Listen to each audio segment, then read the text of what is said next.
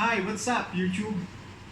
To all the YouTubers, Facebookers, landiners, or whatever bloggers, scammers, or hackers, believers.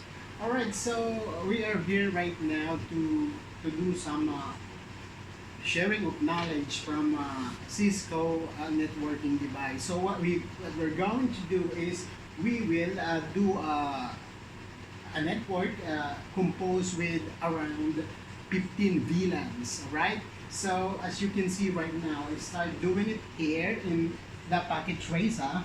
So as you can see in packet tracer, we have here VLAN finance, marketing, VLAN sales, purchasing, information technology, we have production, research and development, we have what is this, reception, we have accounting, documentation, business development, and we have office of the CEO, we have operation, and we have human resources. All right, so now, so before we start, I'm gonna show you first what is the device that we are going to do to make this Cisco networking. Alright, so before we start, I'm gonna show you this.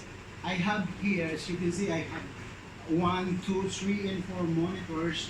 The first one, why I have these 4 monitors, but this is not in a, in the terms of it is just a luxury or what. No, it's the reason why here is I'm using this one monitor, this one here, as you can see, this PC0. I'm doing it for telnetting or pinging the switch. Alright, so this other one, I'm using this one to configure, let's say, the switch 14, to configure it and to monitor the VLAN, and what is this? If I do IP config, if I do what is this? We call it show IP interface drift. I can see it clearly in here. And this one in the middle is, as we can see, we have the packet tracer. This one, this is a logical topology of this project. Alright, so this top one is support if I need to check something over the IoT or Internet of Things. Alright, so after that, as you can see on here, I'm gonna show you something in here. This is my home lab, and this one is a simple Cisco switch. This I consider this one as layer 1 because it is not so smart. It's just acting like a hub. And the second one, this one is a manageable switch having a how many is that? I think this one is 24 ports, and we have 2 GBIC or JBIC on the right side. All right, and on the third one is, this one is Catalyst, Cisco Catalyst. This is intelligent switch, and this is layer 2 switch. The model of this one is Cisco switch Catalyst 2950, and also I got here 48 ports. And on the top one is also no, this one is 48 port, and also on the top one is 48 port, but the model of this one is Cisco switch Catalyst 2960 SI. Alright, so on the top is one monitor. I use this as a monitor for a terminal server, and what I'm planning to do is to separate the Cisco networking switch and having his own monitor, and I also separate this Windows server. This one below, what you can see here, is this is HP ProLiant DL380 G7 here. So as of now, here in my home lab, the situation is like this. But what I'm planning to do on, I think it will be coming on the 5th day of our tutorial. So what I'm trying to do is I will transfer this home lab into one more bigger server rack, as you can see on the right side. So it was there.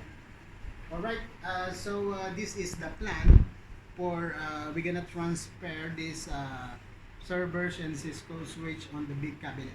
Alright, so the plan is there is a two monitor in here. The first monitor is this is a terminal server for all this Cisco switch.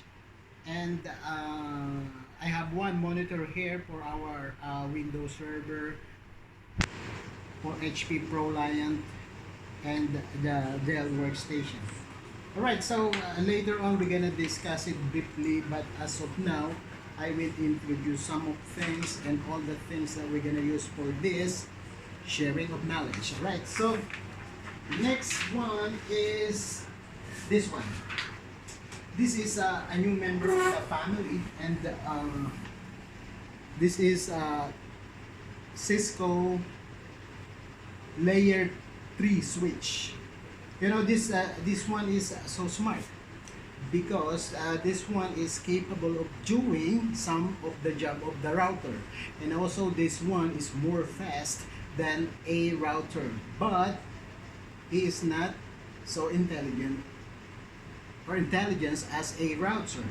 So the model of this one is Cisco Catalyst 3750, and we've got here 24 ports with a 2 GB IC on the left side. Yes, as you can see, what is the model of this? This is the model in here. As we can see, I think this one is C3750. Alright, so this one.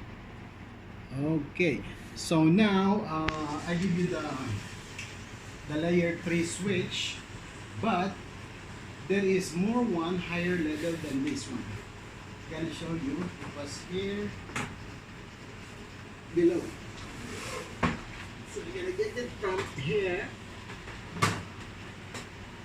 Alright, so this one, this is an old member of the family. This is a Cisco router. So the model of this router is Cisco 1941 series. This is Cisco router 1941 series, and this is smart. And as we can see on the back, the console port is here, and internet port, serial. This one I'm gonna show you how do you differentiate the switch in a router. This is only one technique. Okay, the router has a power switch. Power switch. Unlike the switch, Cisco Catalyst has no power switch. So the router has a power switch, but the Cisco Catalyst switch has no power switch. Alright, I'm gonna show you here. So as you can see, this switch is a catalyst switch, but there is no power switch.